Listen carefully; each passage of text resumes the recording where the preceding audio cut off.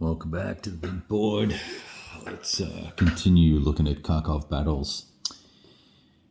This system runs pretty much the same as the Vollblau system, and so I've been told that if I have any confusion, I should kind of look at those rules. However, I'm not looking at those rules because I don't own that game anymore. I'm looking at these rules, and there are a few things that are gaps or missing or that have been confusing me about the game. But more importantly, I'm concerned I'm misinterpreting something somewhere or misplaying the game, and I'm going to zoom out in a second and you'll see why.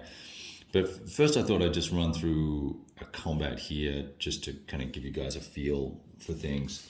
I haven't had an opportunity to run any mobile assaults yet. I haven't really seen the need to do them or had the potential ability to do them without taking sort of an excessive amount of risk with step losses for the Soviets when they don't need to.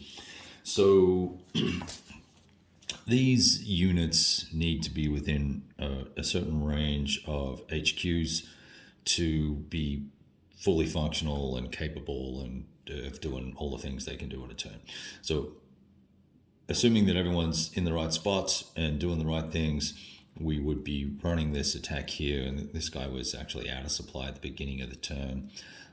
But nevertheless, we're going to just resolve a combat here, and I've got a C-rated unit, which is going to have, sadly, a defense of 4. And I'm just making sure you can see. Yeah, defense of 4. Now, in frozen turns, which this is, it's turn 2, and it's freeze. We're going to be doubling the attack value of all Soviet mechanized units. So we start out with a combat factor of 22 for those guys. And then we're going to add another 8. That'll be 30 and 33. Coming at 4 factors. So that's that's what I call a bunch to 1. What did I say, 33 to 4? So we're in rough terrain. That's going to be 33 to 4 is going to be 4 8s of 32. So it's going to be 8 to 1. And actually, I probably could have stacked here, but I don't. So I don't think I'm going to get any combined arms bonus here, nor am I going to get an encirclement bonus. But as we'll see with the die roll, this is probably going to be a moot point anyway, just given the ratio that I've got here, because I've got 8 to 1, and I'll show you the combat results table in a sec. Let's roll a 0 or something like that. And I only roll a 2. On an 8 to 1, it's a D1R1. So this guy's going to drop down to, he's already taken a step loss. He's going to flip over, and now he's a 1. And he's going to retreat 2. Now I can stay in the hex, and then we can take another step loss. Kind of pointless. So we won't do that. We'll retreat out 2 hexes.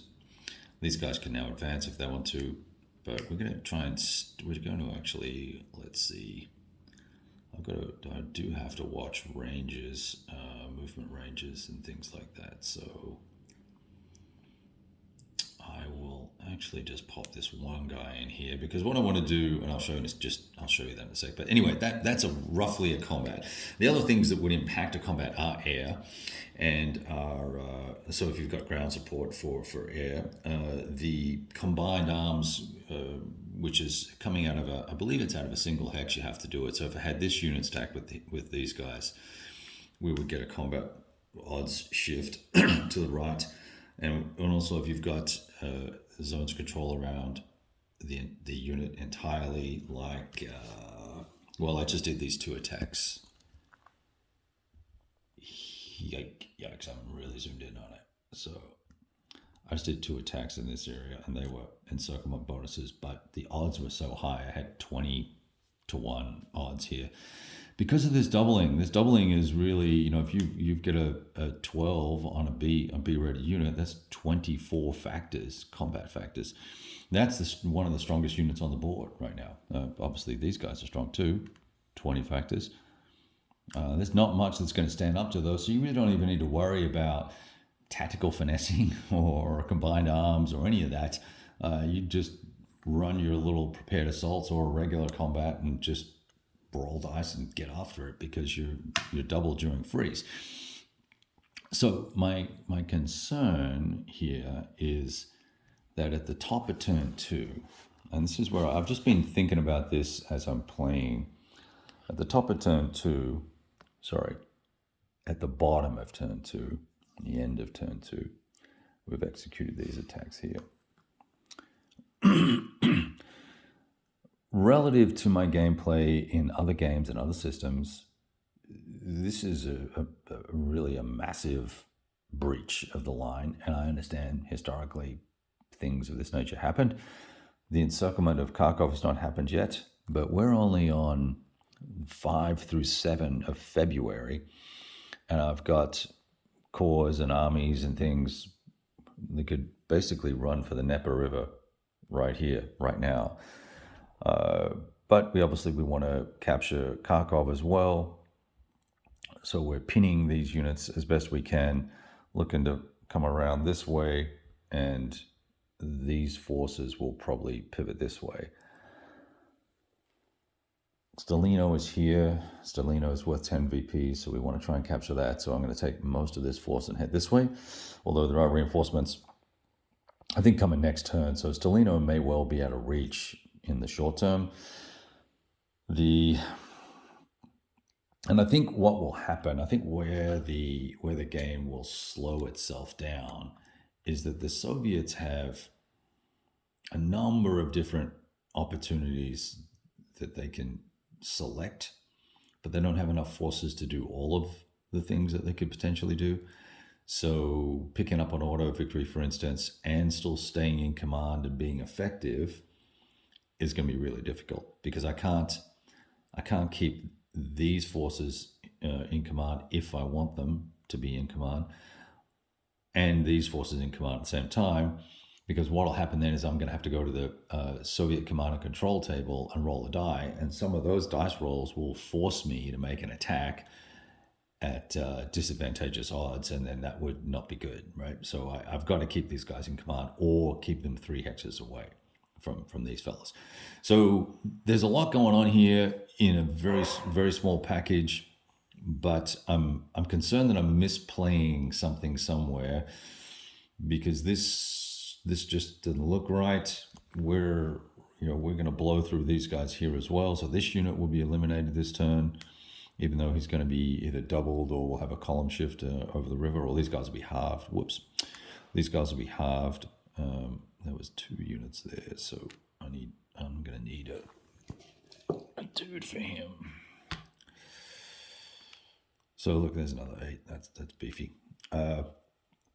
We'll run an attack over here as well. That's a weak 3 unit, and I've got a dude surrounded here. We'll wait for him to be isolated, then it'll be halved, and then we'll attack him.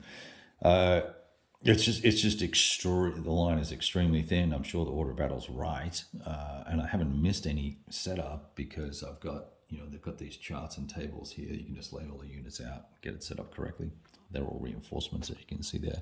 So anyway, so I'm just curious. I don't, I've taken 1 step loss as the Soviets in the first 2 turns. Well, it's first 2.5 turns technically. So anyway, curious. I'm not sure that I'm doing things right. I'm going to lay the blame on me for the moment. Haven't had excessively good die rolls either, so you can't blame the dice for the success of the Soviet punch through. But if I compared the gameplay cadence and what's going on here to, say, Ukraine 43, then it would be a very different set of circumstances and a very different result based on time scale and stuff like that. So anyway, just some quick observations. I'll continue with this for the time being. But I tell you what, come turn 5 or so, if this sort of continues, I'm not sure, unless there's a decent counterattacking force here, which maybe turn 6 there is. We might just call it and have a look at some of the other scenarios for the game and work out whether that's it's just this particular scenario or whether it's me. All right. Either way, we'll work it out. Ciao.